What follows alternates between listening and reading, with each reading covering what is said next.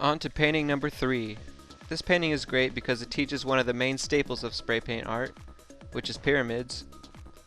And with this painting you want to make sure you move on as quickly as you can to the next step, at least until you get the pieces of paper peeled up that the pyramids are under. First off, you want to spray a medium to heavy layer of yellow across the center of the painting. The more yellow you spray, the more yellow will show up in your pyramids, to make sure they're laying completely flat on the painting. To make the planet, spray a medium coat of red just above the pyramid in the center. Make sure you spray some red at least a few inches below the piece of paper in the center. Now spray a light to medium coat of black on top of the red. Spray a light coat of black if you'd like more red to show through. Then spray a light coat of white to create the shading for your planet and give it more of a three-dimensional look. Next, take a large planet stencil and lay it down, covering about 1 to 2 inches over the piece of paper in the center. Next, spray a light layer of black at the top of the painting, on the left and right sides. You want to make sure you spray around the planet good, but try not to spray too much paint where the planet stencil is touching the canvas. Get off the excess paint before you flick it onto your painting. Spray a light layer of blue. Next you want to add a white dot at the top of the pyramids, just at the peak. A good way of doing this is to start at the bottom and spray a few dots as you work up to the top. Once you get to the top where the pyramid is, you'll have a good aim of where to spray your dot. Now you can lift up the planet stencil to reveal your planet, your way up to the peak.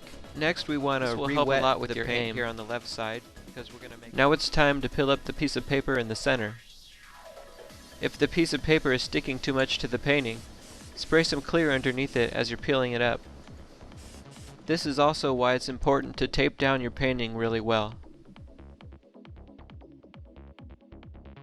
Now take out your straight edge and we're going to shade the middle pyramid. You want to place the straight edge down. Now to make the water, place the tip of your finger lightly down and smear the paint straight across. Start from the left side and smear the paint to the center, barely touching the paint as lightly as you can. And over here on the right side, you want to do the same thing, making sure you smear the paint straight across.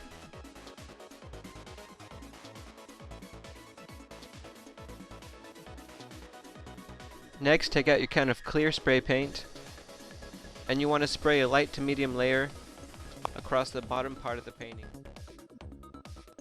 Now you can add some highlights to these rocks in the foreground.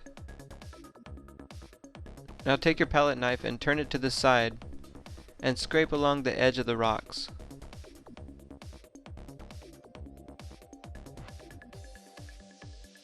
Look at some of the brighter spots in the texture of the rock you've created, and just use your palette knife in those sections to highlight on the bright spots that are already there.